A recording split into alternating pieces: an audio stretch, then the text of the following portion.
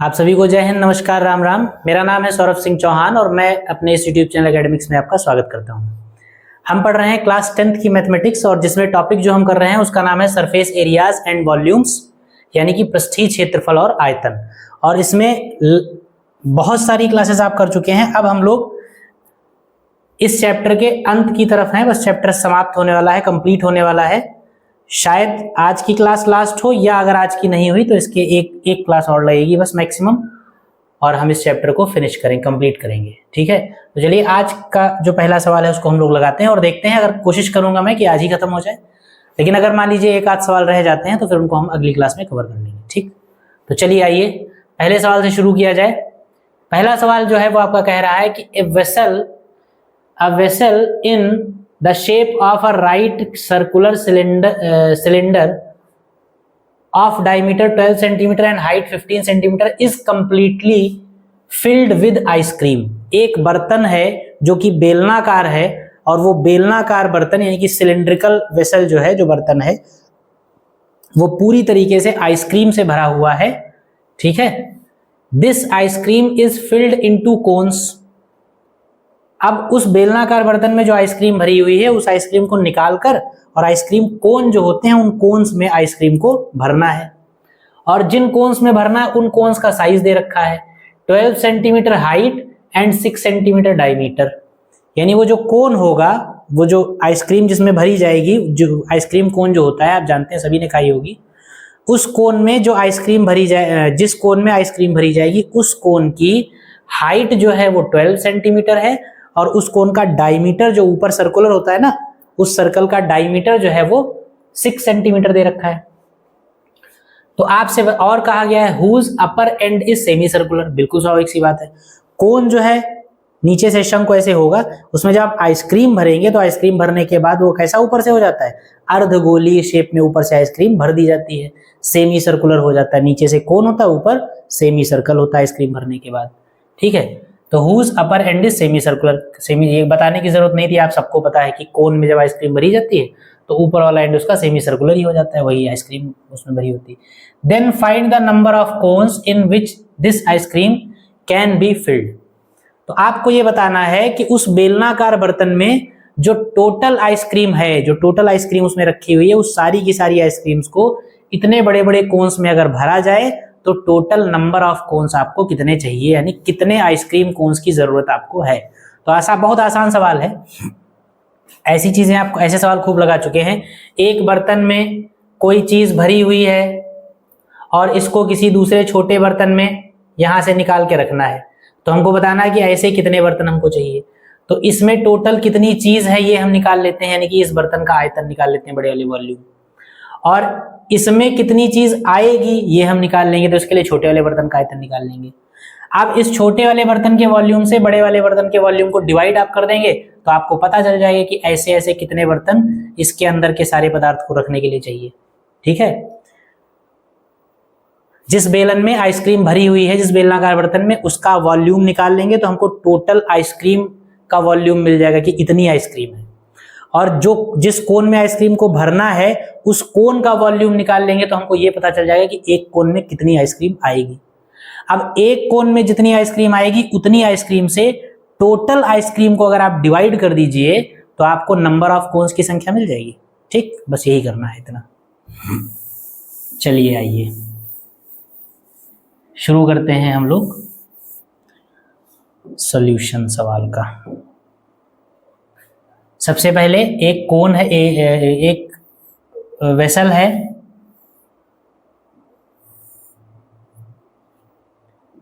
Cylindrical vessel है, एक बेलनाकार बर्तन है, एक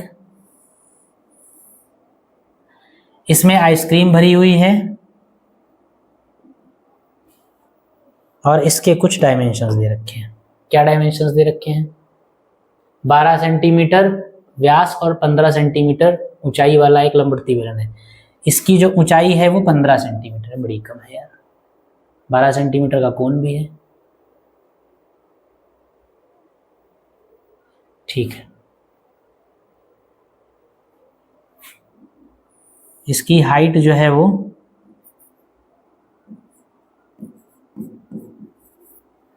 15 सेंटीमीटर और इसका जो डायमीटर है वो 12 सेंटीमीटर।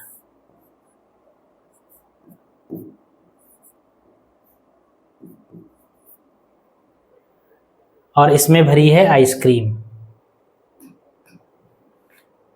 इसमें भरी है आइसक्रीम, ये सारी इसमें आइसक्रीम भरी हुई है।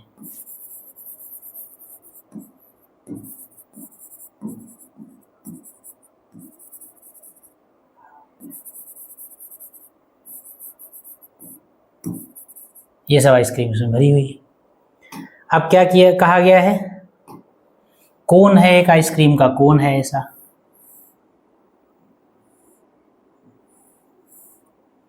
थोड़ा और बड़ा बना लीजिए क्योंकि 12 सेंटीमीटर का है।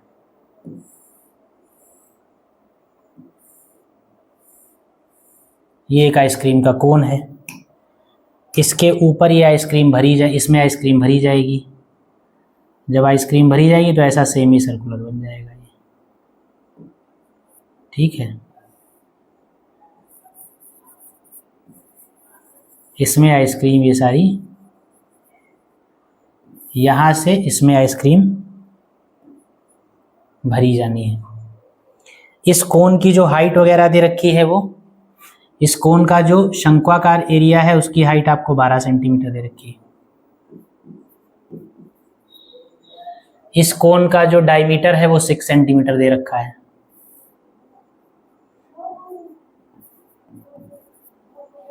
तो आपको बताना है कि ऐसे कितने कोन्स की आपको जरूरत है। तो बहुत आसान सा सवाल है। ऐसा सवाल जब भी आपको लगाना होता है तो आप क्या करते हैं, जिस बर्तन में टोटल मटेरियल रखा हुआ उसका वॉल्यूम निकालेंगे और जिस बर्तन में उसको खाली करना है उसका वॉल्यूम निकालेंगे। छोटे वाले बर्तन से बड़े वाले बर्तन के वॉल्यूम को डिवाइड कर दीजिए, नंबर ऑफ वेसल्स आपको मिल जाएंगे छोटे वाले, ठीक है। तो आसान सा क्वेश्चन है, कुछ खास है नहीं, बस आइसक्रीम कोन ये सब करके इसको भौकाल बना दिया है सवाल का। बस लिखेंगे बेलनाकार बर्तन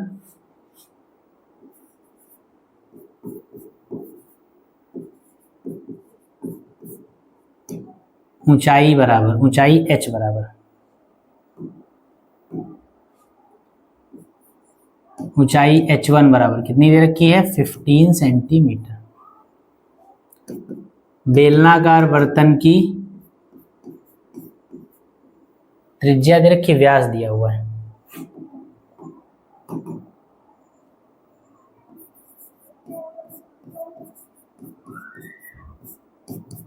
का व्यास दिया हुआ है 12 सेंटीमीटर। इसलिए त्रिज्या R1 बराबर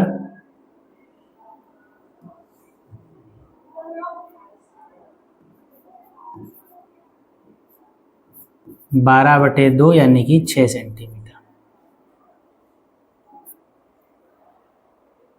ठीक है।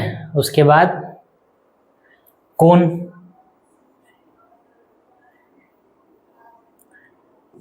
लिखेंगे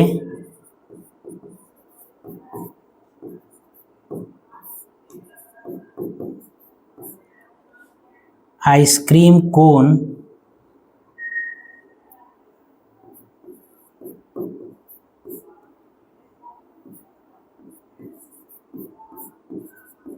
तथा आइसक्रीम कोन में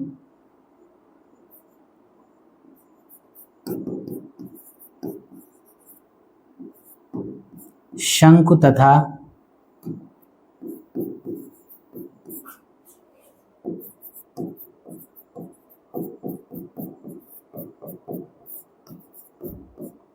अर्धगोले का व्यास बराबर 6 सेंटीमीटर। इसलिए त्रिज्या बराबर, त्रिज्या R2 बराबर 6/2 यानी कि 3 सेंटीमीटर। देखिए आइसक्रीम कोन जो है उस कोन में जो शंकु की रेडियस होगी, जो ये रेडियस होगी, ये दोनों की ही होगी। इस कोन मतलब ये इस कोन के शंक्वाकार भाग का व्यास भी यही होगा और ऊपर जो आइसक्रीम अर्धगोले में रखी जाएगी उसका व्यास भी यही होगा। इसीलिए मैंने एक साथ लिख लिया है कि आइसक्रीम कोन जो है उसमें शंख जो नीचे बना है वो और ऊपर से जो आइसक्रीम रखी गई है वो अर्धगोले के रूप में, दोनों का व्यास जो है वो कॉमन रहेगा 6 सेंटीमीटर, इसीलिए दोनों की रेडियस जो है वो भी कॉमन रहेगी 6/2 यानी कि 3 सेंटीमीटर। ठीक है, शंक्वाकार भाग की ऊंचाई,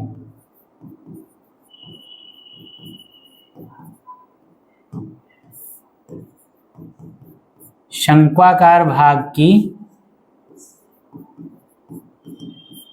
ऊंचाई h2 बराबर कितनी दे रखी है 12 सेंटीमीटर। लिखेंगे इसलिए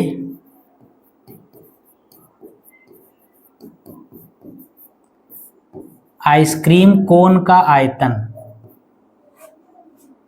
आइसक्रीम कोन में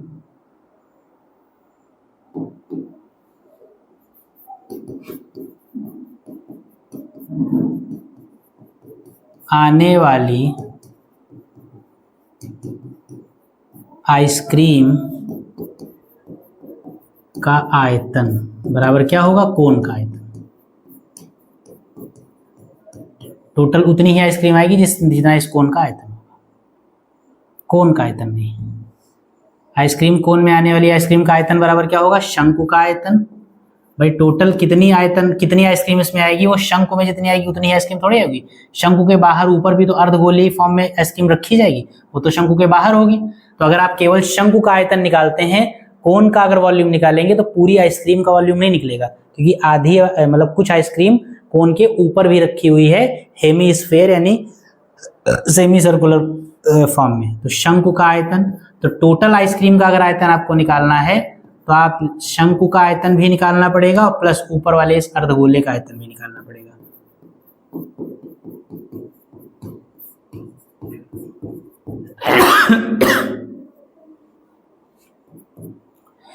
शंकु का आयतन क्या होता है 1/3 पाई r2 स्क्वायर h2 प्लस अर्धगोले का आयतन 2/3 पाई r2 क्यूब।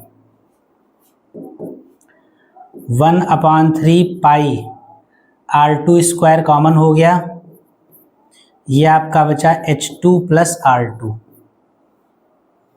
नहीं h2 प्लस 2r2, बस यही गलतियां हो जाती हैं। 1/3 पाई r2 स्क्वायर कॉमन, h2 बचा, यहाँ पर 2 बचा और r2 बचा, वैल्यू रख दीजिए। 1/3 पाई बना रहने दीजिए। r2 की वैल्यू कितनी है, r2 रेडियस 3 का स्क्वायर, ब्रैकेट में h2 कितना है, h2 है ऊंचाई 12 प्लस 2 इंटू r2 का मतलब 3।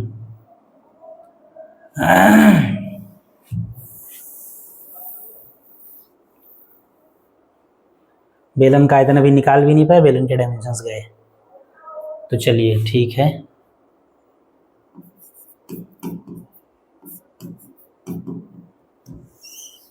इसको कुछ कह दीजिए, इसको V1 कह दीजिए।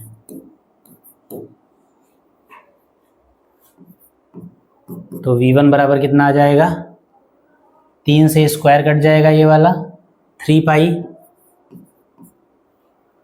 और ये हो जाएगा 3 दूनी 6 12 6 18, ठीक, सेंटीमीटर क्यूब। बस इसको ऐसे ही छोड़ दीजिए। एक कोन में आने वाली आइसक्रीम का आयतन आ गया। अब बेलन, इस बर्तन में टोटल कितनी आइसक्रीम थी उसका आयतन जरा निकाल लीजिए। तो लिखेंगे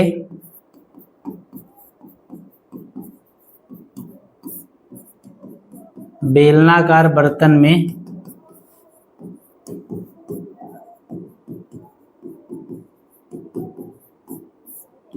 कुल आइसक्रीम बराबर क्या होगा, बेलन का आयतन।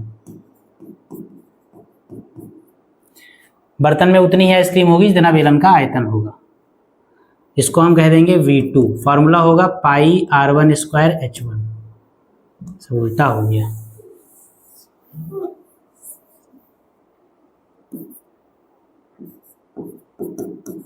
पाई r1 स्क्वायर जो बेलन की त्रिज्या थी 12 का आधा 6 और H1 कितना था 15 सेंटीमीटर क्यूब। V2 कितना आ गया 6 छाक 36 इंटू 15 पाई सेंटीमीटर क्यूब। ये टोटल आइसक्रीम थी उसमें। अगर टोटल आइसक्रीम इतनी थी और एक कोन में इतनी आएगी तो टोटल नंबर ऑफ कोन्स क्या होगा लिखेंगे, इसलिए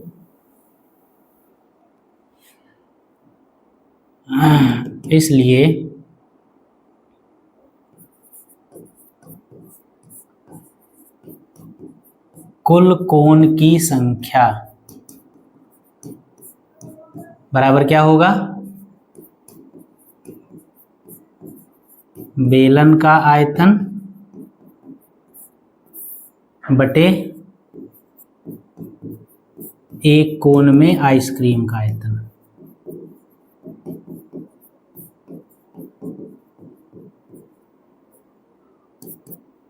यानी कि V2 अपान V1, यानी कि V2 कितना है 36 इंटू 15 पाई और V1 कितना है 3 पाई इंटू 18। ठीक, ये पाई से पाई कैंसिल हो गया, 3 से 15 कटा 5 बार, 3 × 6 15, 18 से 36 कटा 2 बार, तो यानी टोटल कितना आ गया 5 दूनी 10। कुल कितने कोण लगेंगे इस बर्तन को खाली में 10 कोण लगेंगे। ठीक है, तो समझ में आया होगा, आसान सा सवाल था, बस कैलकुलेशन थोड़ी थी, बाकी सवाल में कुछ नहीं था। इसको नोट करिए, फिर हम अगले सवाल पे चलते हैं।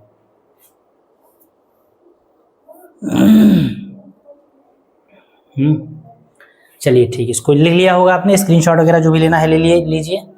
हम लोग चलते हैं अपने अगले सवाल पे। देखिए अगला सवाल क्या कह रहा है। अगला सवाल कह रहा है दो गोलों के आयतन 64 और 27 के अनुपात में है, तो इनके पृष्ठीय क्षेत्रफलों का अनुपात ज्ञात कीजिए। बिल्कुल स्ट्रेट फॉरवर्ड सवाल है, किसी फिगर की जरूरत नहीं है और कुछ नहीं जरूरत है। दो गोले दिए गए हैं, दो गोलों के आयतन यानी कि वॉल्यूम्स का रेशियो दे रखा है और सरफेस एरियाज का रेशियो आपको निकालना है। तो वॉल्यूम्स का रेशियो दे रखा है तो उसके लिए वॉल्यूम्स आपको निकालने पड़ेंगे। वॉल्यूम्स के लिए आपको रेडियस चाहिए, यानी आयतनों के लिए आपको त्रिज्याएं चाहिए, तो आप त्रिज्याएं मान लीजिए। ठीक है, क्या मान लेंगे, दो गोले हैं तो R1 R2 मान लीजिए। तो लिखेंगे माना गोलों की त्रिज्याएं R1 व R2 हैं। गोलों की त्रिज्याएं R1 व R2 तथा आयतन भी मान लीजिए, आयतन V1 व V2 हैं, ये हमने मान लिया। तो सवाल क्या कह रहा है, प्रश्नानुसार अकॉर्डिंग टू क्वेश्चन, जो सवाल कह रहा है वो कर दीजिए आप। सवाल कह रहा है आयतनों का अनुपात 64:27 है, यानी कि V1 रेशियो V2 दे रखा है 64:27, ये दे रखा है। या इसको आप ऐसे भी लिख सकते हैं V1 अपान V2 की वैल्यू जो है वो 64/27 दे रखी। V1 का मतलब पहले गोले का आयतन, पहले गोले की त्रिज्या है R1, तो पहले गोले का आयतन कितना होगा 4/3 पाई R1 क्यूब, और V2 कितना होगा 4/3 पाई R2 क्यूब, इक्वल टू कितना दे रखा है 64/27। सॉल्व कर लीजिए इसको, 4/3 से 4/3 कैंसिल हो गया, पाई से पाई कैंसिल हो गया, R1 क्यूब अपान R2 क्यूब लिखा है। इसको देखिए आप ऐसे भी लिख सकते हैं, R1 अपान R2 का होल क्यूब भी लिख सकते हैं, और 64/27 को आप लिख सकते हैं 4/3 का होल क्यूब, क्योंकि 64 को 4 का क्यूब और 27 को 3 का क्यूब लिख सकते हैं। क्यूब से क्यूब कैंसिल हो जाएगा, आपका R1 अपान R2 जो है वो 4/3 आ जाएगा। इसको इक्वेशन बना के छोड़ दिए, जहां पर जरूरत पड़ेगी, जैसी जरूरत पड़ेगी वैसा हम यूज करेंगे। ठीक, R1 अपान R2 की वैल्यू आपको आ गई, आगे जैसी जरूरत होगी वैसा हम यूज करेंगे। अब हमको चाहिए क्या, हमको निकालना है सरफेस एरियाज का रेशियो। तो लिखेंगे यदि सरफेस एरियाज मान लीजिए आप, यदि गोलों के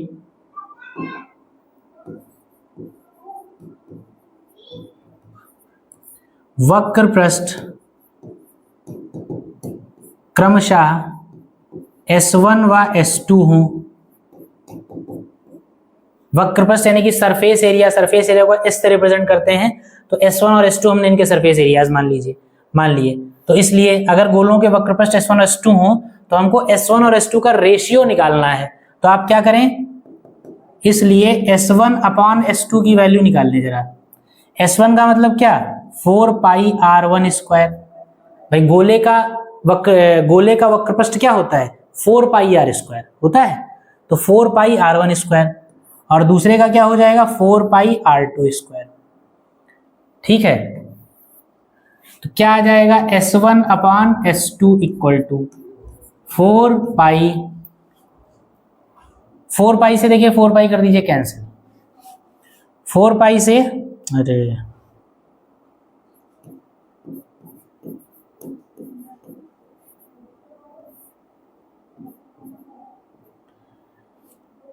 4 पाई से 4 पाई कैंसिल हो गया, ये आपका आ गया R1 square upon R2 square. इसको देखिए हम ऐसे भी लिख सकते हैं, R1 अपॉन R2 स्क्वायर को हम लिख सकते हैं R1 अपॉन R2 का होल स्क्वायर, और S1 अपॉन S2, और R1 अपॉन R2 की वैल्यू इक्वेशन 1 से हमारे पास है 4 अपॉन 3, तो R1 अपॉन R2 की जगह हम क्या यूज कर सकते हैं, 4 अपॉन 3, तो R1 अपॉन R2 की जगह हमने रख दिया 4 अपॉन 3, और आगे आप लिख दीजिए यहां की समीकरण 1 से या फ्रॉम इक्वेशन 1, ठीक है, 4 अपॉन 3 का स्क्वायर, ये कितना हो जाएगा, 4 चक्कू 16 और 3 तिहाई 9, ये आपकी वैल्यू आ गई S1 अपॉन S2 की। इंप्लाइज दैट आप क्या लिखेंगे, S1 और S2 का रेशियो जो होगा वो 16:9 होगा। आई बात समझ में, बिल्कुल formula based straight forward question, लेकिन इंपॉर्टेंट क्वेश्चन है। ठीक, तो इसको नोट करिए फटाफट से, और फिर हम लोग चलते हैं अपने अगले सवाल पे। स्क्रीनशॉट वगैरह जो भी लेना है ले लीजिए, और हम देखते हैं अपना अगला सवाल। ठीक, चलिए आइए, अगला सवाल भी फॉर्मूला बेस्ड है, आसान क्वेश्चन है। कहा गया यदि एक घन की प्रत्येक भुजा में 50% की वृद्धि कर दी जाए तो उसका पृष्ठीय क्षेत्रफल में प्रतिशत वृद्धि बताइए कितनी होगी। If each side of a cube is increased by 50%, then find the percentage increase in its surface area। मतलब एक क्यूब आपको दे रखा है, उस क्यूब की जो साइड है, भुजा है, उसको 50% से इंक्रीज कर दिया जाए, उसको 50% बढ़ा दिया जाए। अगर भुजा को 50% बढ़ाया जाए तो पूरे क्यूब का जो सरफेस एरिया होगा वो कितना परसेंट बढ़ेगा, ये आप बताइए। ठीक है, तो परसेंटेज का सवाल है बेसिकली ये। तो आइए चलते हैं, शुरू करते हैं, आसान सा क्वेश्चन है। सबसे पहले आप घन की भुजा मान लीजिए,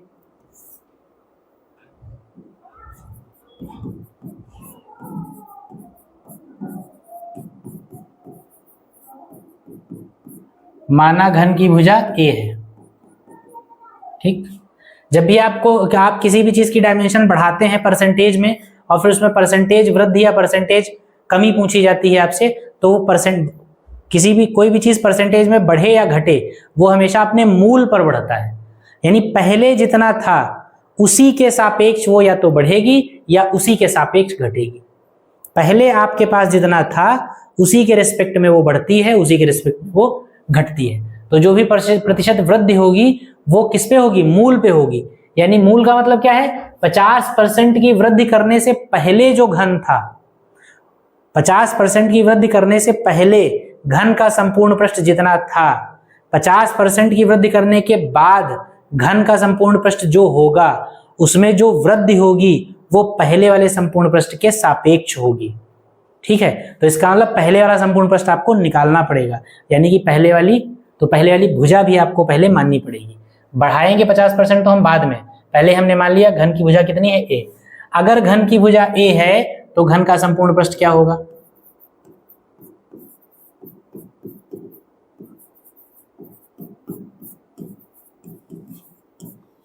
घन का संपूर्ण पृष्ठ क्या होता है, 6 × A²। घन की भुजा अगर A है तो घन का संपूर्ण पृष्ठ 6A² हो जाएगा, ये फॉर्मूला होता है, आप जानते हैं। अब घन की भुजा को बढ़ा दीजिए, पुराना वाला जो संपूर्ण पृष्ठ है वो ये है। अब जो भी संपूर्ण पृष्ठ बढ़ेगा या घटेगा वो इसी के सापेक्ष बढ़ेगा या घटेगा। परसेंटेज जब हम निकालेंगे तो परसेंटेज हम इसी को बेस मानकर निकालेंगे, हमेशा ध्यान रखिए, ये हमेशा होता है, नियम है कि जब भी कोई चीज परसेंटेज में बढ़ेगी या घटेगी तो पुराने वाले के सापेक्ष ही उसका परसेंटेज निकाला जाता है। इसके लिए पुराना वाला आपको चाहिए, इसीलिए हमने पहले पुराना वाला संपूर्ण प्रश्न निकाल लिया। अब घन की भुजा को इंक्रीज करेंगे, बढ़ाएंगे।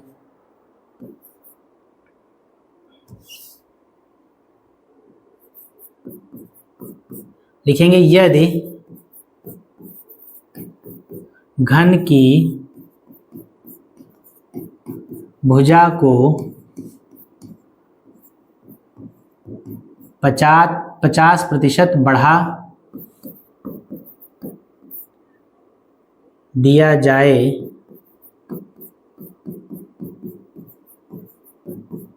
तो नई भुजा ए डैश बराबर, नई भुजा को आप क्या कह दीजिए, ए डैश कह दीजिए, ए डैश बराबर या कैपिटल ए कह दीजिए, नई भुजा को आप कह दीजिए कैपिटल ए बराबर क्या हो जाएगा, नई भुजा क्या है, 50% बढ़ने के बाद जो भुजा आएगी वो नई होगी। तो 50% बढ़ने का मतलब क्या है, पुरानी वाली तो होगी ही और साथ में पुरानी वाली का 50% और बढ़ जाएगा। भाई 50% बढ़ाने का मतलब क्या है कि जो तुम्हारे पास था वो तो है ही है और 50% तुमको और दे दिया गया। किसका 50%, जो तुम्हारे पास था उसी का 50% और बढ़ा दिया गया। तो पुरानी भुजा ए जो थी वो तो रही ही घन में और साथ में उस भुजा का 50% और बढ़ गया। तो ए प्लस ए का 50%, ए में ए का 50% बढ़ा दिया गया। इस पूरी लाइन को अगर आप हिंदी में कहें तो क्या कहेंगे, ए में ए, ये इंटू का मतलब का 50% और प्लस का मतलब बढ़ा दिया गया, यही तो मतलब है। ए में ए का 50% बढ़ा दिया गया, तो ए का 50% निकालिए यानी ए इंटू 50% और उसको ए में बढ़ा दीजिए यानी कि ए में जोड़ दीजिए। ठीक, यही मतलब है। क्या होगा ये, ए प्लस ए इंटू 50% का मतलब क्या होता है 100। इसको काट दीजिए, 50 एकम 50 नहीं, हाँ ठीक, और 50 दूना 100 यानी आ जाएगा a प्लस ए बाई 2, यानी इसको जोड़ लेंगे आप, एलसीएम लेंगे 2a और प्लस a यानी कि 3a/2, यानी नई भुजा क्या आ गई, नई भुजा 3a/2 आ गई जिसका नाम आपने a रखा है। तो नया संपूर्ण पृष्ठ क्या होगा, नया संपूर्ण पृष्ठ क्या हो जाएगा, पहला वाला संपूर्ण पृष्ठ जो था इसको आप S1 कह दीजिए, दूसरे वाले को आप S2 कह दीजिए। कितना है 6 इंटू भुजा स्क्वायर, भुजा स्क्वायर का मतलब कितना, कैपिटल ए भुजा है तो ए स्क्वायर, और 6 कैपिटल ए कितना है 3a/2 का स्क्वायर यानी कितना है 6 इंटू 3 तिहाई 9 a स्क्वायर बटे 4, काट पीट कर दीजिए, 2 दूनी 4 और 2 तिहाई 6 और 9 तिया 27 a स्क्वायर। तो नया वाला जो संपूर्ण पृष्ठ आ गया वो 27 a स्क्वायर आ गया। आपसे पूछा गया है कितना प्रतिशत वृद्धि हुई, तो पहले तो आप सामान्य वृद्धि कितनी हुई है निकालिए, फिर प्रतिशत निकालिए। तो पहले 6a स्क्वायर था, अब 27a स्क्वायर हो गया, तो कितना बढ़ गया 6a स्क्वायर था और फिर 27a स्क्वायर हो गया। ठीक है, तो कितना बढ़ गया देखिए,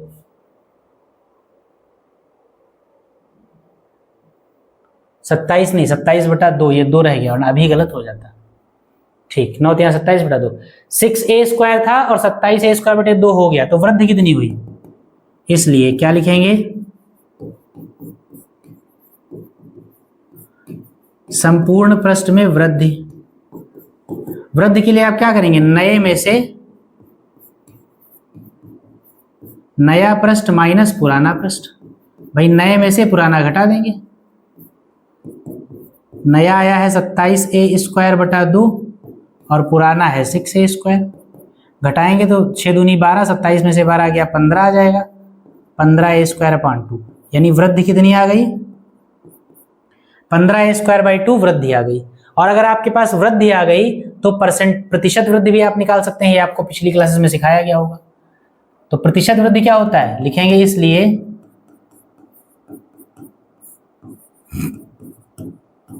प्रतिशत वृद्धि बराबर क्या होता है? फॉर्मूला होता है वृद्धि इंटू 100 बटे पुराना पृष्ठ। पुराना पृष्ठ या मूल पृष्ठ, जो भी पहले था, ठीक है, मूल पृष्ठ।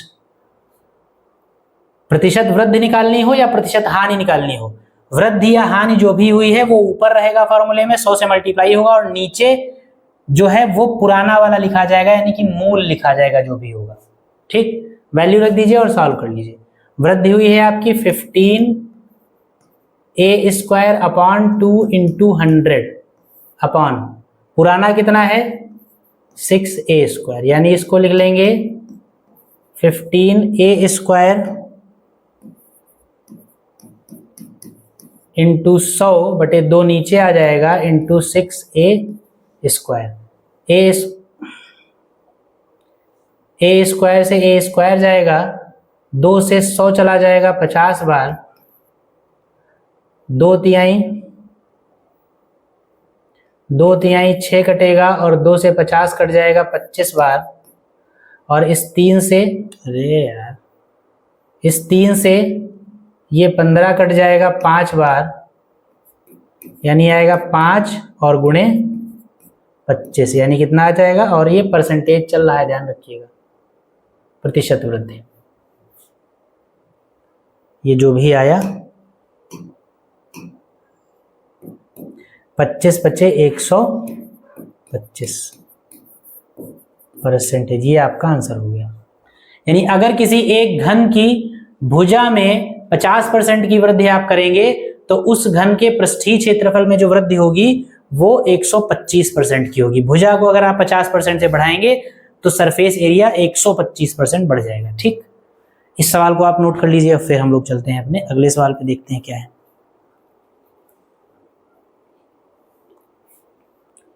ठीक है, इसको नोट करिए और फिर अगला सवाल देखा जाए।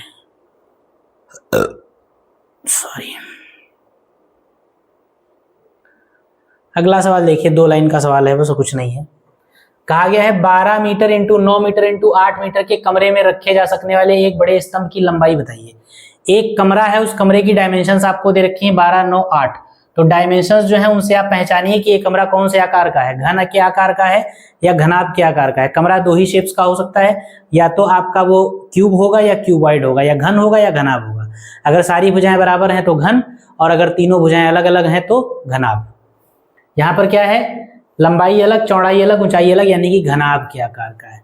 और घनाभ के आकार के कमरे के अंदर बड़े से बड़ा स्तंभ, कितना बड़ा स्तंभ रखा जा सकता है, आप ध्यान रखिए। किसी भी कमरे में वो कमरा चाहे घन हो, चाहे घनाभ हो, चाहे कुछ भी हो, उसके अंदर अगर आपसे कभी पूछा जाए कि बड़ी सी बड़ी रॉड कितनी बड़ी रखी जा सकती है, बड़ा सा बड़ा स्तंभ कितना बड़ा रखा जा सकता है, तो जो सबसे बड़ा विकर्ण होगा उस कमरे का या उस आकृति का, उस विकर्ण से बड़ा स्तंभ उस कमरे में नहीं रखा जा सकता। बस यही बात आपको ध्यान रखनी है। घन के आकार का हो या घनाभ के आकार का हो, घन में भी जो सबसे बड़ी रखी जाने वाली छड़ होती है वो उसके विकर्ण के बराबर होती है। घनाभ के अंदर भी जो सबसे बड़ी छड़ आप रख सकते हैं, जो सबसे बड़ा स्तंभ आप रख सकते हैं, वो उसके विकर्ण के बराबर होता है। तो कमरे में, क्योंकि कमरा घनाभ के आकार का है, तो कमरे में जो सबसे बड़ा स्तंभ आप रख सकते हैं वो इस कमरे के विकर्ण के बराबर लंबाई का आप स्तंभ रख सकते हैं। तो यानी कि इस कमरे का विकर्ण आप निकाल लीजिए, बस वही बड़े से बड़े स्तंभ की लंबाई हो जाएगी। ठीक, तो आइए इसको लिख लीजिए, फटाफट सॉल्व कर लीजिए, फिर अगले सवाल पे चलें। कमरे ब्रैकेट में लिखिए घनाभ, क्योंकि कमरा घनाभ के आकार का है, क्यूबॉइड के आकार का है। कमरे की विमाएं, L बराबर कितना है 12 मीटर, B बराबर कितना है 9 मीटर, और H बराबर कितना है 8 मीटर। इस कमरे में बड़ा से बड़ा रखा जा सकने वाला स्तंभ आपको बताना है, तो आप लिखेंगे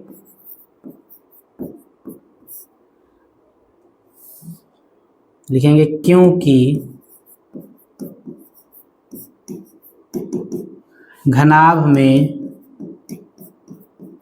बड़े से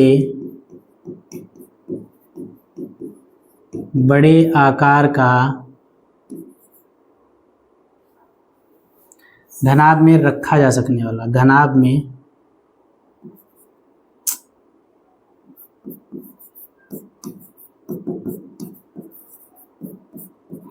रखा जा सकने वाला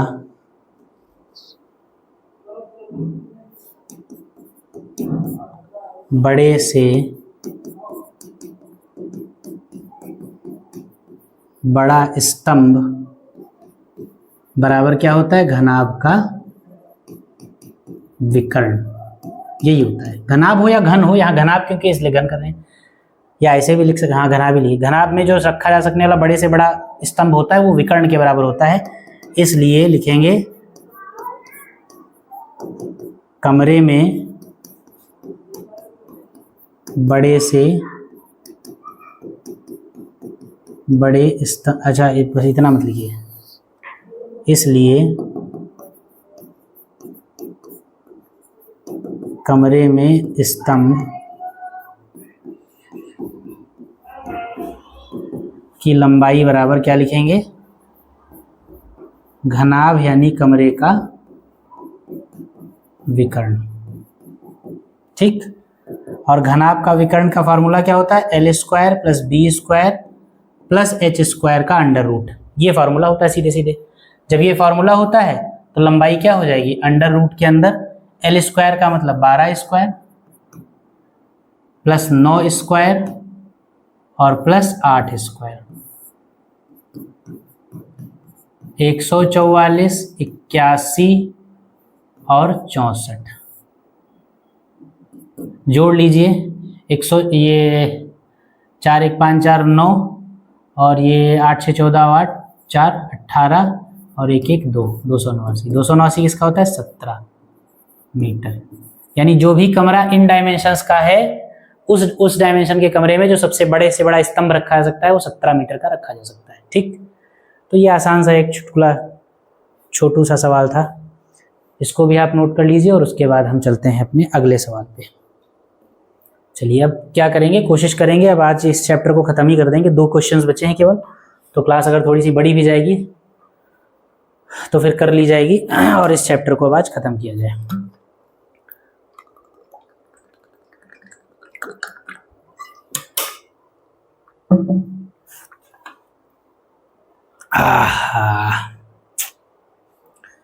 चलिए अगला सवाल लगाते हैं।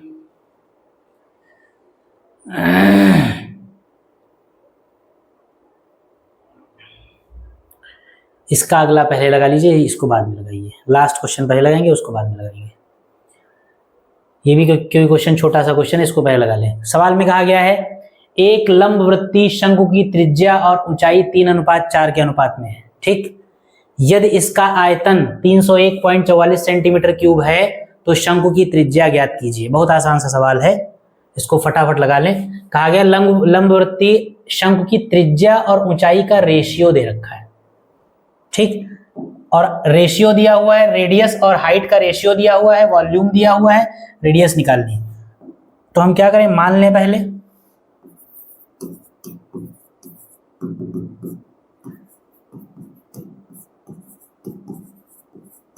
माना शंकु की त्रिज्या r तथा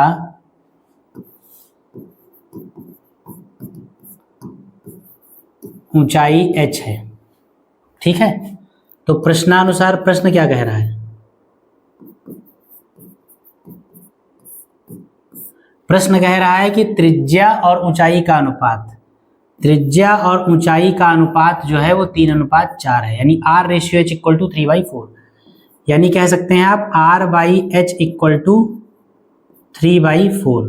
यहां से अगर आप h की वैल्यू निकालें r के टर्म्स में तो क्या आएगी?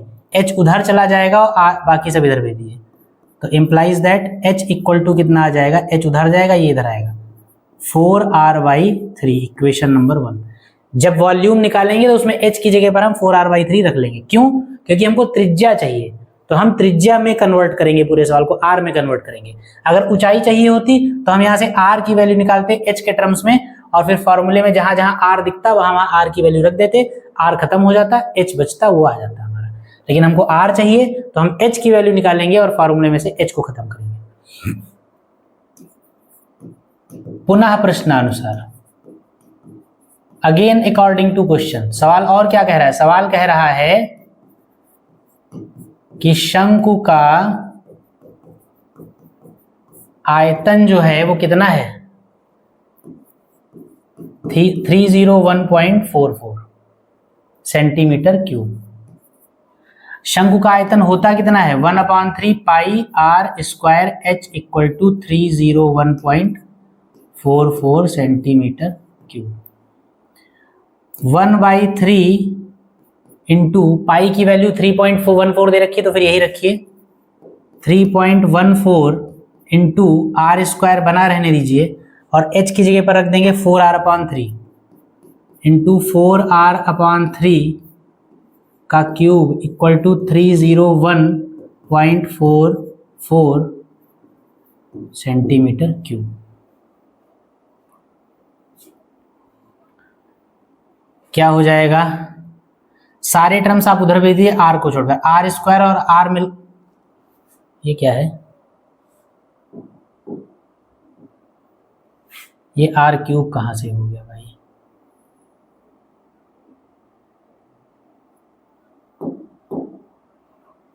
ठीक है, एच की जगह पर 4r/3, आर स्क्वायर और आर मिलके आर क्यूब हो जाएगा, इज इक्वल टू में आपका है 301.44 इंटू ये 3 और ये 3 इंटू 3 और अपान में 3.14 इंटू ये वाला 4। ठीक है, अब आप इनको कर लीजिए सॉल्व।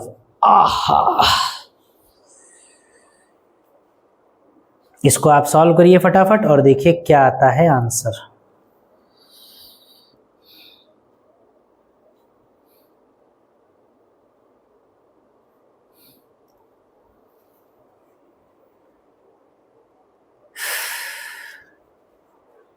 करिए काटपीट।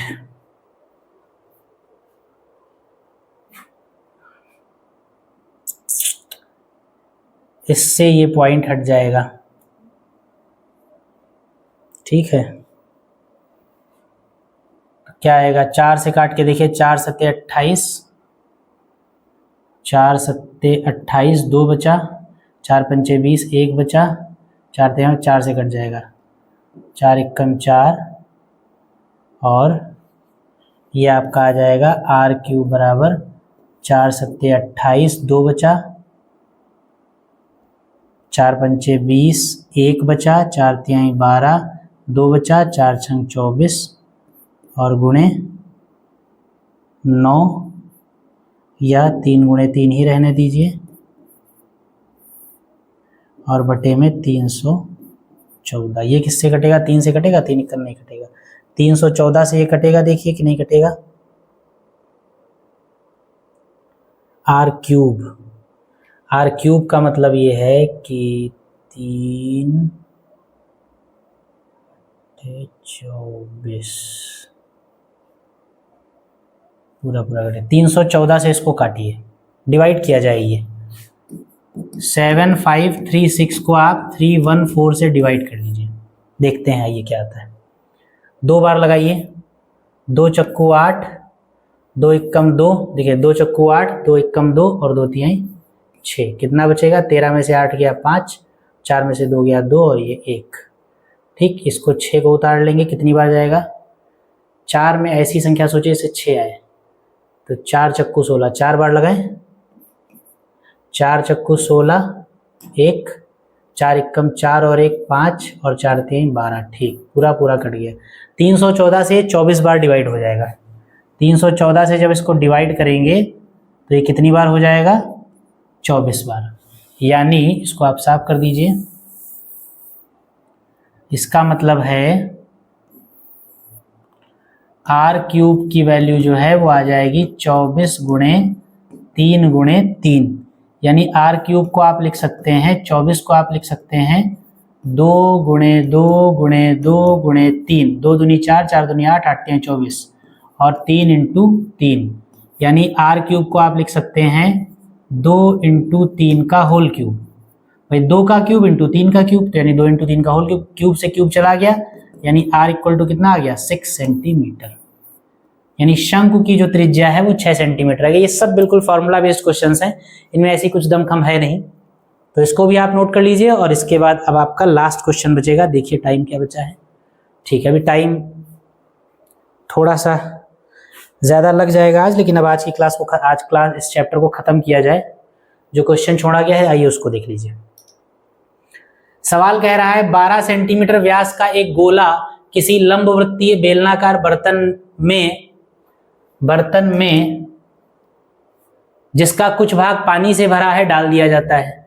यदि गोला पानी में डूब जाए तो बेलनाकार बर्तन में पानी का स्तर 32/9 सेंटीमीटर उठ जाता है। बेलनाकार बर्तन का व्यास बताइए। ये भी आसान क्वेश्चन है। 12 सेंटीमीटर व्यास का एक गोला है, किसी लंबवृत्तीय बेलनाकार बर्तन में डाला गया है, कुछ भाग पानी से भरा है।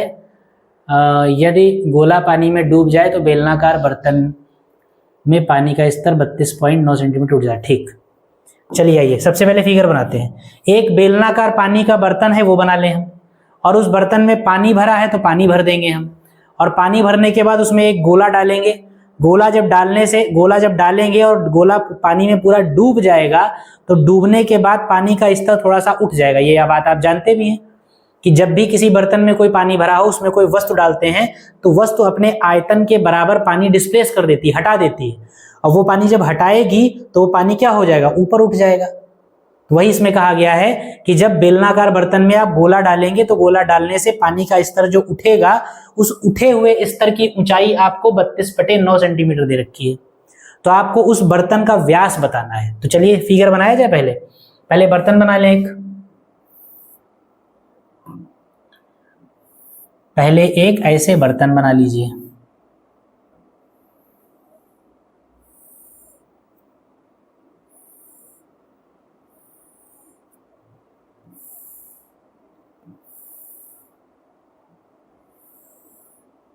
ये एक बेलनाकार बर्तन हो गया।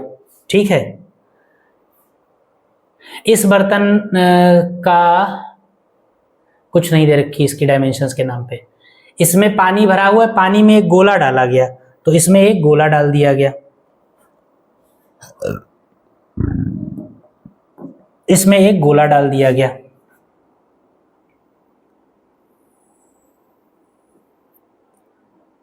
तो इसमें एक ये गोला डाल दिया गया।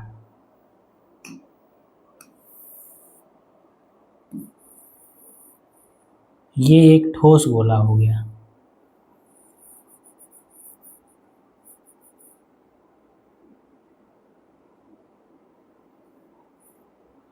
ये एक गोला इसमें डाल दिया गया।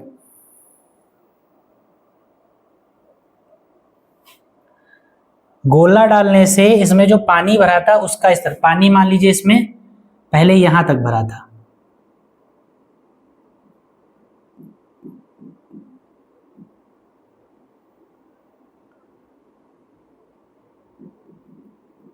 मान लीजिए पानी पहले इसमें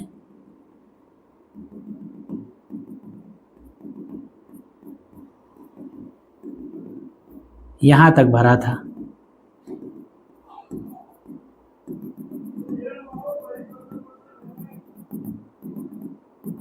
पहले पानी यहां तक भरा था, ठीक। और जब गोला इसमें डाला गया, जब गोला पूरा डूब गया तो पानी का स्तर देखिए इतना बढ़ गया। कितना बढ़ गया देखिए, तो पानी का स्तर इतना बढ़ गया।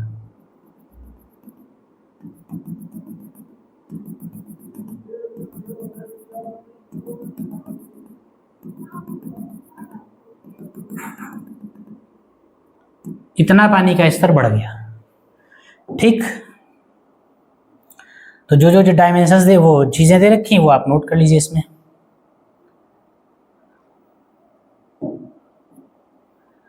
पानी का स्तर जो बढ़ा है वो 32/9 सेंटीमीटर बढ़ा, तो पानी का स्तर देखिए इतना बढ़ा है। पहले यहाँ तक था और जब गोला डाला गया पूरा डूब गया तो इतना पानी उठ गया, तो पानी का स्तर इतना बढ़ा है, यानी इसकी वैल्यू आपको 32/9 सेंटीमीटर दे रखी है। 32/9 सेंटीमीटर ये पानी, इतना स्तर पानी का बढ़ा है। और गोला जो है, गोले का व्यास आपको दे रखा है 12 सेंटीमीटर। इस गोले का जो व्यास है ये आपको 12 सेंटीमीटर दे रखा है, ठीक है, 12 सेंटीमीटर। तो ऐसी स्थिति में आपको ये बताना है कि इस बेलन का व्यास आपको बताना है। क्या बताना है? इस बेलन का व्यास ये आपको निकालना है, बेलन का व्यास। तो हम पहले मान लें कुछ चीजें। बेलन की त्रिज्या मान लीजिए आप,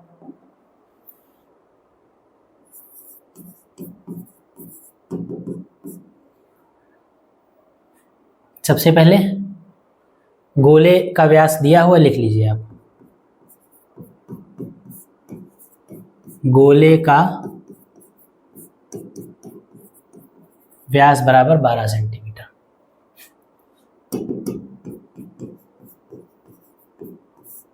इसलिए त्रिज्या R1 बराबर 12/2 यानी कि 6 सेंटीमीटर। इसलिए गोले का आयतन बराबर, गोले का आयतन कितना होगा? 4/3 पाई R1 क्यूब, यानी कि V1 बराबर 4/3 पाई R1 क्यूब का मतलब है 6 का क्यूब, 6 × 6 × 6, यानी V1 बराबर हो जाएगा 3 दूनी 6, 3 दूनी 6, 4 दूनी 8 पाई इंटू 3 दूनी 6, 4 दूनी 6, 6 36 सेंटीमीटर क्यूब। जो गोला इसमें डाला गया उस गोले का आयतन हमने निकाल लिया, वॉल्यूम निकाल लिया V1। अब बेलन की डायमेंशंस लिख लीजिए जरा। माना बेलन की त्रिज्या, क्या निकालना है हमको? व्यास। माना बेलन की त्रिज्या R है, ठीक है।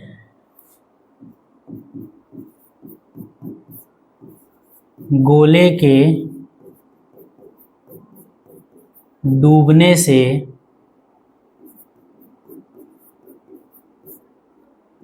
बेलन में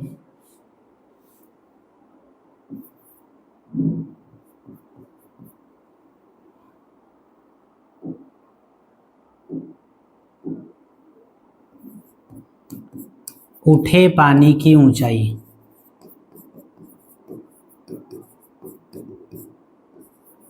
H बराबर 32/9 सेंटीमीटर। जब गोला इसमें डाला गया, डूबा तो इतने सेंटीमीटर ऊंचाई का पानी उठा। और आप जानते हैं ये जो उठे हुए पानी, उठा हुआ जो पानी है बेलन के शेप में ही होगा, तो आप ऐसे लिखेंगे क्योंकि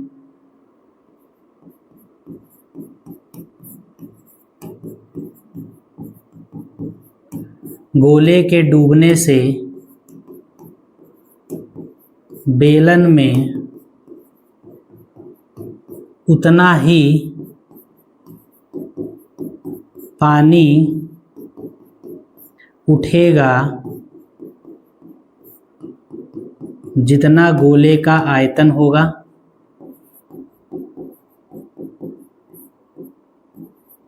क्योंकि आप जानते हैं कोई भी वस्तु जब डूबती है तो अपने आयतन के बराबर द्रव को डिस्प्लेस कर देती है। तो गोला अगर डूबेगा तो गोले के डूबने से बेलन में उतना ही पानी उठेगा जितना उस गोले का टोटल वॉल्यूम यानी टोटल आयतन था। इसका मतलब आप लिखेंगे, इसका मतलब क्या है? इसका मतलब उठे पानी का आयतन बराबर गोले का आयतन, ठीक है। और उठे पानी का आयतन, उठा पानी जो है वो क्या है? जो पानी उठा है वो बेलन के अंदर उठा है, तो बेलनाकार शेप में ही उठेगा। तो यानी इतने बेलन का आयतन आपको निकालना है। आप ऐसे समझिए, इतने बड़े बेलन का आयतन आपको निकालना है। ये आपका जो बेलन है, ब्लू कलर के पानी का जो बेलन बनेगा, इसका आयतन है। तो क्या करेंगे आप? लिखेंगे इसलिए उठे पानी का आयतन ब्रैकेट में आप लिख सकते हैं बेलनाकार। बस सारी बातें यहीं पे क्लियर, क्योंकि जो पानी उठेगा वो बेलन के आकार में ही उठेगा। तो बेलनाकार है तो बेलन के आयतन का फॉर्मूला लगेगा पाई आर स्क्वायर एच। क्या होगा? Pi r square h equal to गोले का आयतन कितना है 8 पाई इंटू 36। पाई से पाई कैंसिल हो गया, आर स्क्वायर हमको मालूम नहीं है, एच हमको पता है 32/9 और इज इक्वल टू 8 इंटू 36। ठीक, तो आर स्क्वायर इक्वल टू आ जाएगा, ये 8 से 32 कट जाएगा 4 बार, और इस 4 से 36 कट जाएगा 9 बार, 4 9 36। R square equal to 9 into 9 यानी आर इक्वल टू 9 सेंटीमीटर। बेलन की त्रिज्या 9 सेंटीमीटर आ गई। लिखेंगे इसलिए बेलन का व्यास बराबर 2r, दैट इज 2 गुणे 9 यानी कि 18 सेंटीमीटर। ये आपको इस बेलन का व्यास निकालना था। ये आपका सवाल लग गया, और इसी सवाल के साथ क्या होता है, इसी सवाल के साथ आपका ये बहुत बड़ा सा चैप्टर समाप्त हुआ, खत्म हुआ। चैप्टर इतना बड़ा नहीं, लेकिन जब नंबर ऑफ क्वेश्चंस आपको ज़्यादा लगवाए जाएंगे, जब आपको सारे के सारे क्वेश्चंस मैंने खुद यहाँ लगवाए हैं, एक भी क्वेश्चन मतलब एक आध क्वेश्चन छोड़कर बाकी मैंने आपके लिए कुछ नहीं छोड़ा है, तो इसीलिए टाइम लगता है, इसीलिए ज़्यादा क्लासेस लगती हैं। आपका काम अब सिर्फ ये रह जाता है कि आप इन क्लासेस को रिवाइज करिए, और इन क्लासेस से जो भी नोट्स आपने बनाए, जो भी कंटेंट आपने अपना तैयार किया है, उसको रिवाइज करिए, और इन सवालों को बार बार लगाते रहिए, इन क्लासेस को बार बार देखते रहिए। ठीक है, तो इस चैप्टर में जितनी चीज़ें, जितना आपको करवाया गया है, ये मोर देन इनफ है, पर्याप्त से बहुत ज़्यादा है। किसी भी तरीके से आपका इसमें से सवाल छूटने या बचने नहीं पाएगा। तो मैंने अपने हिसाब से कि इस चैप्टर में लगभग सारी चीज़ें कवर की हैं। बाकी आपको कैसा लगा, आपको क्लासेस कैसी लगती हैं, आप इसका फीडबैक ज़रूर दीजिए, क्योंकि आप जब फीडबैक देते हैं तो उससे हमको अपने आप में सुधार करने की जो है प्रेरणा मिलती है, सुधार करने का अवसर मिलता है, और समझ में आता है कि हमको कहाँ पर सुधार की, कहाँ पर हमको चीज़ें ठीक करने की ज़रूरत है। ठीक, तो अपना फीडबैक ज़रूर देते रहिए और पढ़ते रहिए इसी तरीके से। इस चैप्टर को हमने आज इस चैप्टर को हम लोग कंप्लीट कर चुके हैं, तो आज ये क्लास अब हम लोग यहीं पर रोकेंगे, और अब नई क्लास में एक नए चैप्टर के साथ मिलेंगे, जो भी इसी क्रम में जो भी अगला चैप्टर आपका होगा, उस चैप्टर के साथ अब हम लोग अगली क्लास में मिलेंगे। तब तक के लिए आप पढ़ते रहिए, और जय हिंद, जय भारत।